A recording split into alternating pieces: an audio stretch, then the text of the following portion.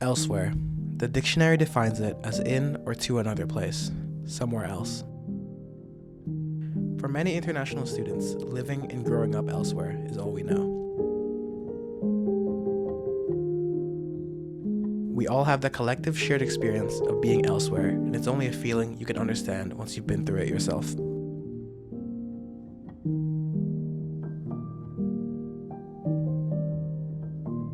With every academic year, more and more people make the decision to embark on a new challenge by themselves and go elsewhere.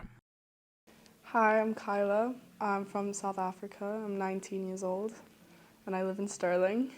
So I was born in South Africa, and then when I was 6 months old I moved to Egypt for 2 years, and then I moved back to South Africa, and then I was in South Africa for, I want to say 12-ish years, 11 years, 12 years, just in like around South Africa on the coast and in Central South Africa. And then when I was 13 I moved to Japan and completed my high school in Japan.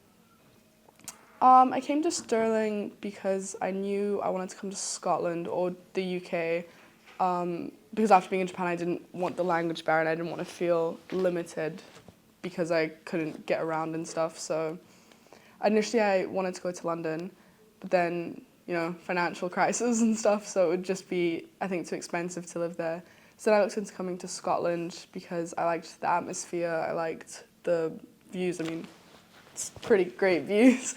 And yeah, just Stirling seemed like a nice university to go to, and it was in this nice small town, so it would be easy to kind of learn the town as opposed to living in Edinburgh or Glasgow, because, new country, you kind of want to learn how to get on the buses where everything is rather quickly.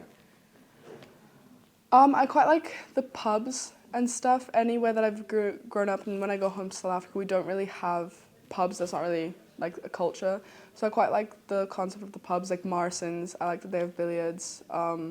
Kilted Kangaroo, they have like themed nights sometimes, so we've gone to like karaoke night on a Thursday. So the pubs definitely. I like the university campus. It's a really, really nice campus, and it's kind of easy to navigate through once you've been there for a while.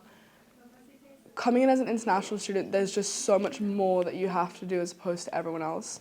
So it's, for me, one of the biggest challenges was sorting out my visa. It was so hard to kind of explain to them why I was getting my visa and why I didn't need a TB test because I hadn't been in the country because I was in Japan. It was a whole thing. And then reaching out to accommodation, reaching out to the international support team, and it was just so many aspects that none of my Scottish flatmates had to do, for example, and like sorting out the Young Scots card, sorting out how I'm going to get into the course because I came in 2 weeks late because of flights, sorting out going home. There's just so much more that I think international students have to think about as opposed to other people.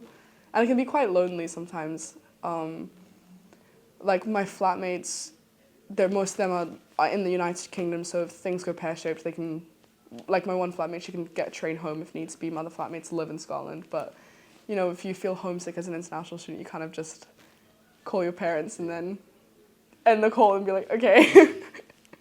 I think it's one of those things where once you climb the mountain, you'll look back and be like, wow, it's a great view, but climbing the mountain, you're kind of like, don't want to be here. I'm happy with all the people that I've met and stuff, and I'm happy with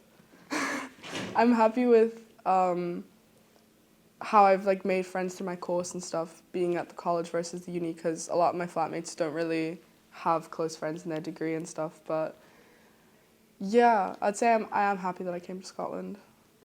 No matter where you go in the world and where you end up, there's one thing that connects all international students, and that is the feeling of being elsewhere.